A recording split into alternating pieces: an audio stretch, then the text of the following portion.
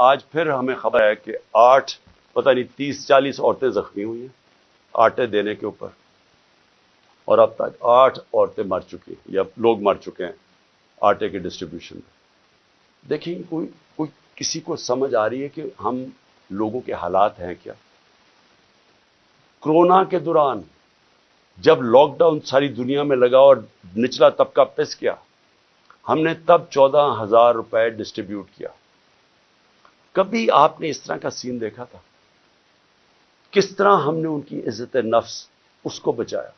ہم نے خواتین کو بلایا سکولز کے اندر، پرامن طریقے سے وہ بیٹھی، وہاں بیٹھ کے ان کو باقاعدہ ان کے بینک اکاؤنٹس کھول کے ان کو چیکس دیے تاکہ ان ذلیل نہ ہوں، سڑکوں کے اوپر لائنیں میل میل کی لائنیں نہ لگیں، یہ اس طرح آٹے کی بوری اٹھاتے نقصان نہ ہو، انجریز نہ ہو، زخمی نہ ہو۔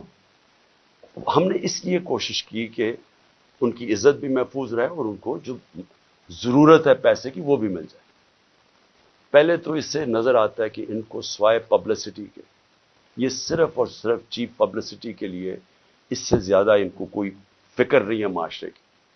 دوسری بات یہ کہ کیا ہم اندازہ لگا رہے ہیں کہ جس طرح کی 11 مہینے میں تباہی مچی ہے اس ملک کے اندر، یعنی جس طرح کی مہنگائی آئی ہے اس ملک میں، پاکستان کی تاریخ میں کبھی ایسی مہنگائی نہیں آئی، اور پھر ساتھ ساتھ بے روزگاری بڑھتی جا رہی ہے، انڈسٹری بند ہوتی جا رہی ہے، جو آگے حالات ہیں وہ مزید اور بگڑتے جا رہے ہیں۔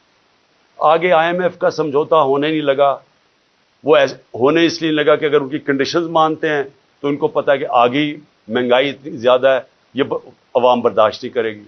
کنڈیشنز نہیں مانتے، ملک ڈیفالٹ کی طرف جا رہا ہے، دونوں طرف پھنس گئے ہیں جا کے۔ اور کیا سب کو یہ سمجھ آ رہی ہے کہ ان کے پاس کوئی جواب نہیں ہے اس کا؟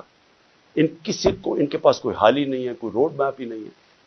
اور یہ مزید جو معاملہ بگڑے گا، اور یہ جو لوگوں کے جو ہمارا عام کم از کم 10 کروڑ پاکستانی ہیں جن کی اس وقت زندگیاں مشکل میں پڑتی جا رہی ہیں، جو سب سے نچلا طبقہ ہے، تو کیا اندازہ ہے کہ یہ کیسے گزارا ہوگا؟